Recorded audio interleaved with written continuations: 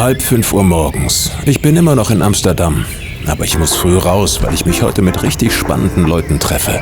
Unter anderem mit Arno Köhnen, der mit Hilfe von KI Kunstwerke erschafft. Und neben dem ESC geht es auch um Studiengebühren für ausländische Studierende. Also, let's go!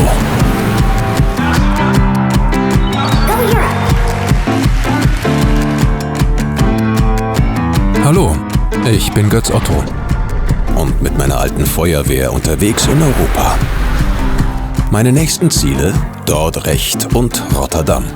Ich treffe mich mit Arno Köhnen, dem Künstler, der das vermutlich größte zweidimensionale Kunstwerk der Neuzeit erschaffen hat. Does Europe play a part in your work? Yeah, a lot. Of course it's inspiration. It was an honor to ask to do a ceiling, like the churches. Van de Asam-brüder in de Asamskirche.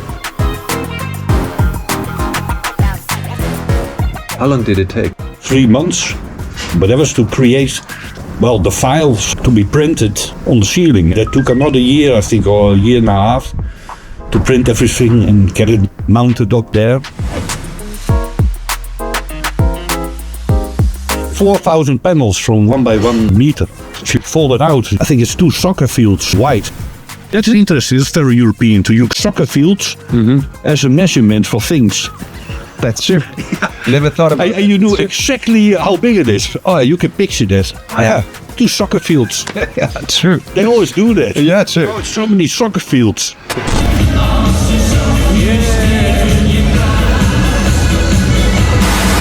What do we all share? What do you think? What do we all share? What makes us European? Wow.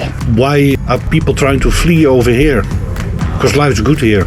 It's really great here. Yeah. It's great here. It's even great to go on holidays here. Absolutely. Yeah. What is Europe for you? Freedom, that's also Europe. That's for me punk. Freedom. Do whatever you want. It's too rainy, man. Yeah. Europa steht definitiv für Freiheit, ob beim Reisen, Arbeiten oder Studieren. Nach Deutschland kommen zum Beispiel jedes Jahr knapp 40.000 ausländische Studierende. Als ich in Aachen war, ist mir aufgefallen, dass dort sehr viele ChinesInnen studieren. Und nicht etwa, um hier zu bleiben, sondern um mit Abschluss in der Tasche wieder nach China zurückzukehren. Der europäische Steuerzahler übernimmt also die Ausbildungsgebühren für zukünftige Leistungsträger des Systemgegners. Das finde ich zumindest fragwürdig. Moment mal, das klingt ja total rassistisch.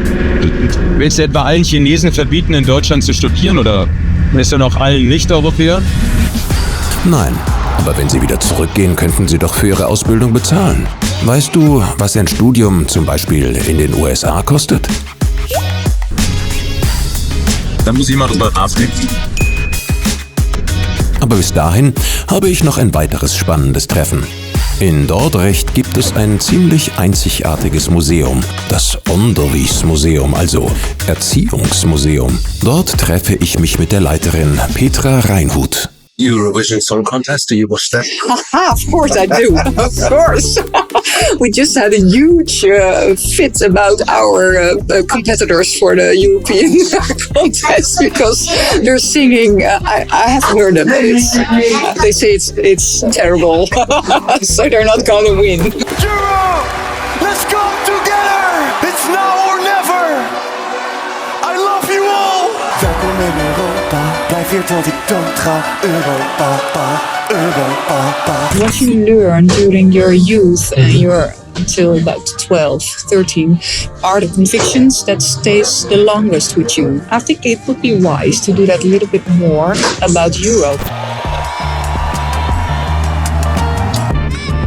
Ich habe übrigens nachgedacht. Über was? Über die Chinesen in Aachen und ob die ihre Hochschulausbildung bezahlen sollten, wenn sie nicht bei uns bleiben. Wie ist es eigentlich, wenn wir jetzt ausländische IT-Spezialisten anwerben? Zahlen wir eigentlich dann vor Ort für deren Ausbildung? Keine Ahnung, muss ich rausfinden. Kannst du ja jetzt. Hast ja ein bisschen Zeit. Na. Denn bis nach Belgien habe ich noch ein paar Kilometer vor mir.